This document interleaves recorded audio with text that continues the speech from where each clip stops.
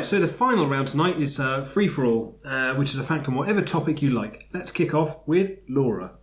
Well, for my free-for-all, I'm going to go with herring communication. Do either of you know anything about how herrings communicate? Yeah. Is Kevin Bacon involved? Can he give them a good deal on their broadband? He wears really tight leather trousers sometimes, right? I'm just thinking of the sound. Yeah, we can go with that. You're kind of right, Kath, in a very strange, roundabout way. So it's the only way I can hope for. So, herrings communicate by essentially breaking wind. The fish were found to produce high-frequency sound bursts up to 22 kilohertz, and the noise was always accompanied by a fine stream of bubbles. After much research, including video, sound, and... Smell? No, I don't think there was any. Laughter? The noise was always accompanied by a fine stream of bubbles. After much study, including sound and video evidence, the researchers suspect herrings hear the bubbles as they're expelled, helping the fish to form protective shoals at night. It was known as... The squeaker? It was known as fast repetitive tick, which is abbreviated... I've got to remember that one. For next time I've got a girlfriend, it's fast repetitive tick. Which is abbreviated to FRT. Nice. Proving that you sometimes think if they really wanted, hilarious. They could have fitted an A in there somewhere. Yeah. If they'd really wanted to. That would have been too obvious. Fast and repetitive. Fast audio repetitive tick. Audible. Fast, audible, repetitive tick. We should be scientists. Why We aren't are that a band? No, that's We Are Scientists. That comes later. I was going to say, yeah. We can do that afterwards. Yeah. I'd love to be a scientist. If I could get paid to do research, I'd be so happy. You can, but you have to be the actual subject. Well, yeah, I was going to say, I'd need the degree otherwise, yeah. That's I've got a degree in music and that's useless. Yeah, you're too pretty to be smart. No. I ran into a friend of mine the other day. And That was careless. From behind? No. They were with their younger cousin. But no, they were basically, they had a conversation with me and then just went to the thing, and we're trying to decide whether she's either ignorant or stupid, and she can't decide which. I thought that was the perfect thing. You can be ignorant or stupid. It doesn't have to be both. Yeah. Kath, you're up next. Okay. My free-for-all fact is about mountain ranges. So the longest mountain range in the world is underwater, funnily enough. It's called the Mid-Oceanic Ridge, and this chain of mountains runs through the middle of the Atlantic Ocean and into the Indian and Pacific Oceans. It runs more than 35,000 miles long, has peaks higher than those in the Alps, and it comprises 23% of the Earth's total surface. Amazingly, diving crews didn't explore the Mid-Oceanic Ridge until 1973, 4 years after Neil Armstrong and Buzz Aldrin walked on the moon. When a French-American crew of 7 entered the 9,000-foot deep Great Rift in the French submersible, the Archimedes. I was going to say, it's quite interesting that it's so huge. Yeah.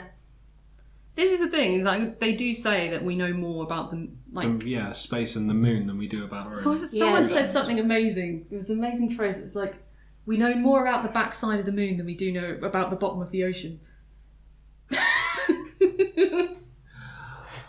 I don't know. I'm still pretty... I'm guessing that if we know that little We can't. about the moon, then there's going to be a lot of other stuff we're going to learn. It's not just that up there. But I prefer the bottom of the ocean because we already know it's full of monsters. It is. Oh, it's amazing. Yeah. Terrifies. I can't... Yeah, watch. which would you prefer? Would you prefer to be lost in space or in a submersible at the bottom of the sea? That's a really tough one. I would actually prefer space. I think so. Because the sea, I would know monsters. Yeah, well, there are so many things that can go wrong in space. Like, you get hit by a piece of dust in the wrong way and you're fucked. But if you're under the ocean, there is a fuck ton of stuff down there. And a lot of stuff that we only just find out about. We're discovering new stuff all the time and, it's incredible. Yeah, and also you kind of it almost seems like it would be better to be pulled apart by a vacuum than it would to be crushed by water. Yeah. Yeah. I think so. I don't know. I really don't want to... I don't want to be killed by a psycho killer in this way who just, listens back to this podcast and goes, well, you said you'd rather have that. And they're going to fire you into space. They've got a lot of money to work with. Batman fights crime. This I is true. was going to say, there are a couple of Not millionaire recently, not vigilantes. since he went to see Aquaman. We haven't seen him since. Oh, that killed it. No. Hello, darkness, my old friend. Kirby, have you got a fact? I do have a fact. Thank you for bringing us back on topic. My fact is that oceans are big. Duh. Points. There's lots and lots of water in the ocean is my fact. So there is roughly 326 million cubic miles of water in all of the oceans and seas combined. This is not including rivers and stuff like that, it's just oceans. If the Earth were the size of a basketball, then this would be roughly the same size as a ping pong ball in comparison.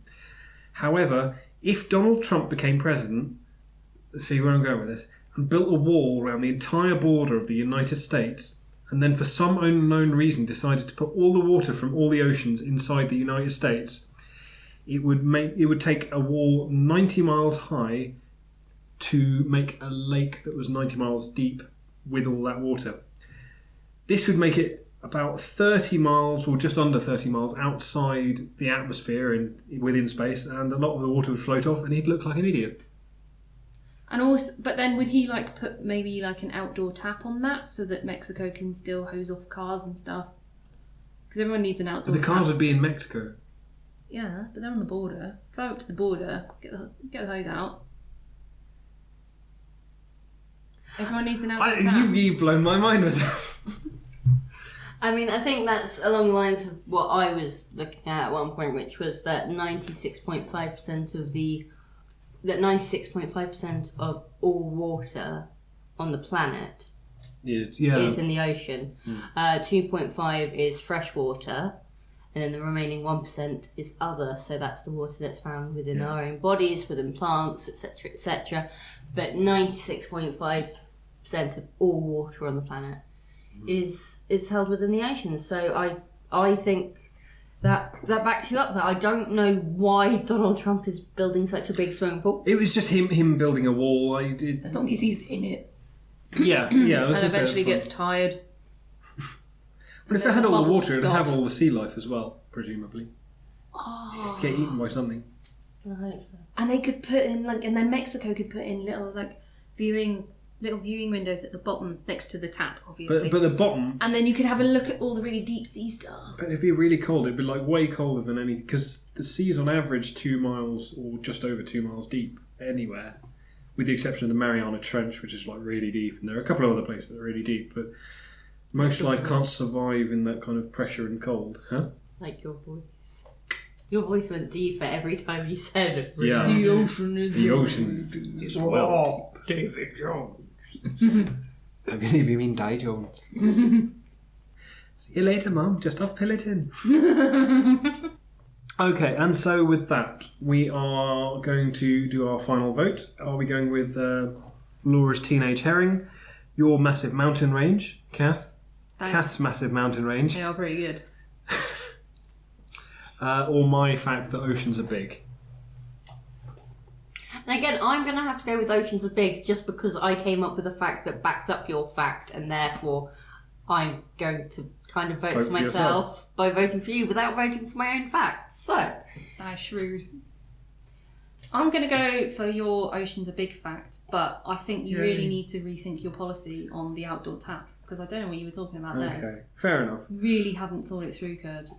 I really wanted to find out how many cucumbers it would be the equivalent of this amount of water, because it's 326 million cubic miles. Mm-hmm. So I worked out that the average cucumber, according to Tesco's, is 360 grams and is 8 inches by 2 inches radius. No, diameter. Laura, sorry, you look like you've got some feedback on the size of cucumbers. Yeah, you've got that special measuring tape, haven't you? Yeah. actually I do. Yeah. Shut up! Breaking with that, I'm going to vote for Kath's Massive Mountain Range because I've long admired it, No, because I had no idea it was actually that big. Yep. Yeah. M&S told me. So, with that, our winner is Laura with 4 out of 5. Oh. This is what happens when I go to the actual library to research facts. Yeah. This is, I was really tired and I didn't have time to do it last night. No. So the winner of the final round is me, which means that our overall winner with 4 out of 5 rounds is Laura. Thanks to all of you who joined us for this episode of A Matter of Fact. It's with great pleasure that I say thank you to Kathleen Squire and Laura Stevens. Thank you for joining me. I've been Kirby Rawson. Goodbye.